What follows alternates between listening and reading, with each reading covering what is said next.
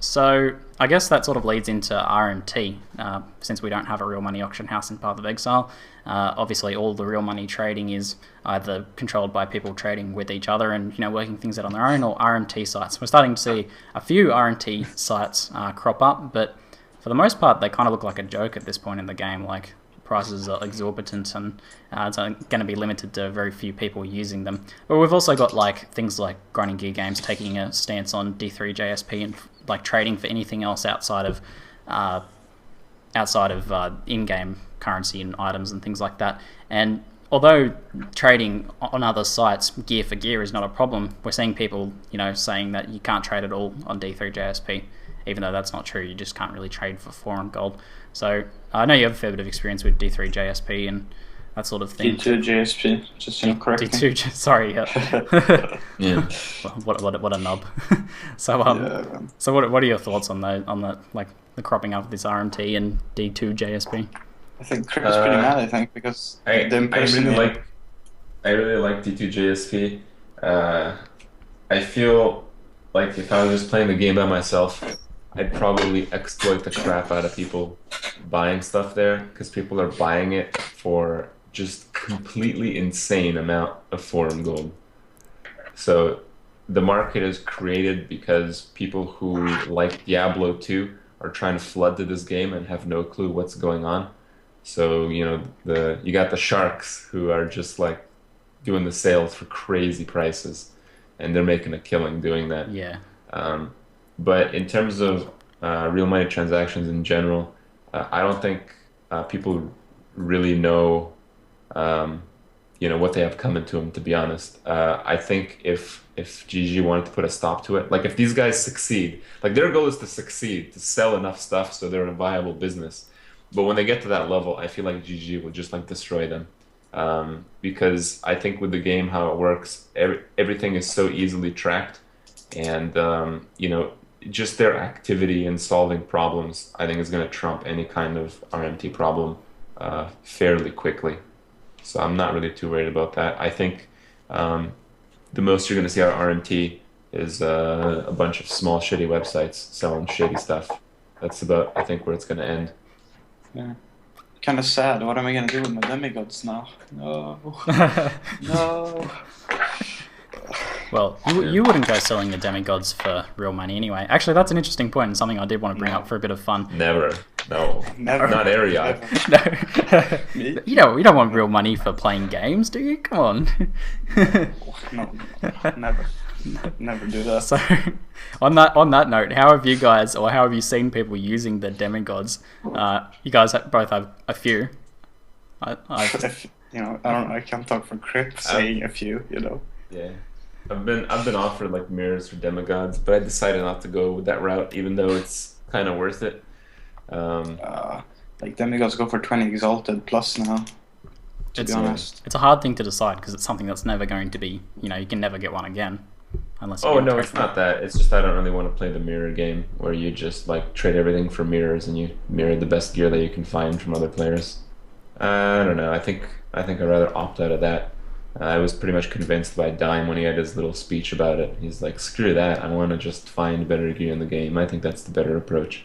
But if I find a mirror, then I found a mirror. I guess it's time to use it, But, So it's kind of like RMT in that you're taking an external advantage, something you brought over from closed beta, so you feel like that would ruin the fun for you a bit. Yeah. No, again, not about the demigods, just about the mirrors. I think demigods are kind of okay. I mean, they'll eventually go into the hands of people who want them, and people who have too many will spread them out if they choose. So I've seen them traded for. I've seen them traded for like uniques and stuff that is potentially worth a mirror because obviously you can't mirror unique. So I think it's valued around on the same level. I've seen them traded for that Karui Muhi Kui. Oh, I don't know what it is. Urki or whatever it's called. Yeah, that's what it is. Marohi Urki. Yeah. And in my opinion, that's like the worst weapon ever if you want to keep your character alive in hardcore. It's like the stupidest shit in the world. But people have trained demigods for that because it's so rare. So obviously, I think the people who are getting the demigods are getting a good deal in that case. So there's those kinds of things that people can take advantage of, and I think it's all right. Rest in peace time. Rest in peace. Has anyone taken their hardcore demigods to softcore accidentally? Yeah, there are a couple of ones. A few people, yeah. People were wearing them for whatever reason or had them in their inventory. I don't Well, know. think about it. I mean, if you win a race, you get a demigod, you still have to kill Hillock. I mean, if you happen to DC when your character is at like 30% life and killing Hillock for the first time, I guess softcore demigod on the market, you know? That would be brutal. That's something I haven't actually thought about, is the difference in value from a hardcore to softcore demigod. Yeah, I don't know what it is, but I used the demigod to level up with until like level 50 when the game was released. That's because the resists. That's baller risk mode, man. That's okay. You're confident? Not playing with Thunder now, but I think it helped. I think it was acceptable risk. All right. Okay, so let's wrap things up talking a bit about the future of PoE. Chris Wilson has said that their long-term goal is, if they're economically sustainable, is to add an act for each year for the next decade. So I think I could see myself playing the game long-term if it keeps up at its current pace of adding content and being exciting. And I never really got into Diablo 2. Like online, I didn't have internet access back then, Australian, whatever. And this feels like it might be my D2, same as you guys sort of experienced D2. What are your thoughts on, like, do you see yourself playing Path of Exile in 5 to 10 years time, Krip? I just feel there's a lot of routes that they can take to keep people playing. I think if they decided to put a lot of work into PvP, a lot of work into like unique leagues, especially ones that would reset like all the time. I think the choices could be there for people to play what they want, and from a fair, starting point. And I think, as long as that's within reason, so you don't have like 1 2-hour race every 3 hours or something like that, then people will like it. Mostly along the lines of stuff like a permanent cutthroat league or something like that, and then like a weekly cutthroat league, and then you have like a weekly race for hardcore, and then you have like all this stuff going on at the same time. If you have a large enough player base to drive competition in each league, I think it'll drive the game for a long time. But that is something that I don't know if it's possible from a design point, or if it's possible based on the number of people that are playing the game. So that's information I just don't know. They've talked about premium leagues as well, where you can create your own rule sets and things like that, like paid leagues. The Crip League is coming. What would the Crip League be? What would you can gank everyone everywhere. No, you can gank everyone everywhere. No one is safe, not even in town. Friendly fire in maps would be an interesting thing to see. Oh my God. Lightning arrow. The Crip League is every single mob in the game is Brutus. I get the worst desync on Brutus with my latency. It would just be impossible to play. Oh, brutal. Man. I've heard about the thing about the league where half the player base dies. After a set amount of time, half the player base dies. They're at the lowest level, and it just keeps going half, or a race maybe. Even which you could do that, like half dies and then half dies and then half. So, could be something maybe. So how do they die? I don't understand. If you're not high enough level. So for example, half the lowest levels die. Man. And then permanent chaos damage over time for every player. Oh, Half-Life League. So what's your long-term thing for Path of Exile? Do you see yourself playing it long-term? What would it take for you to play it long-term, Arioc? I don't know. I kind of have a couple of issues now with PoE. If you just compare it from D2, which people have played for 10 years now, I'm still playing it, and it was released, in 1999, so it's 14 years ago. But I think, some of the spells don't really have, the feel that D2 had. I kind of have that feeling, when you cast a fireball in Path of Exile, it's kind of meh.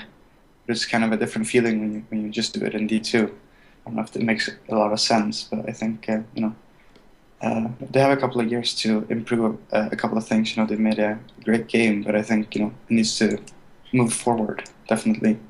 But since there's a ladder and everything, I can definitely see people playing it for a long time for sure. Yeah, it feels like the long-term viability of the game and interest for people will be in that, like refreshing ladders and events and things like that, because that's what keeps people around, and that's what other games have done wrong. I feel is they need that sort of constant fresh starts, because people want to be on an even footing when they start the game, and they want to be able to participate in these competitive things competitively, and not just feel like they're getting into something that's been around and the economy's been going for 5 years or whatever. Yeah, definitely. So This has kept Diablo 2 going for a while, but I think it's difficult in this game because the more you drive competition, the more class balance is shown.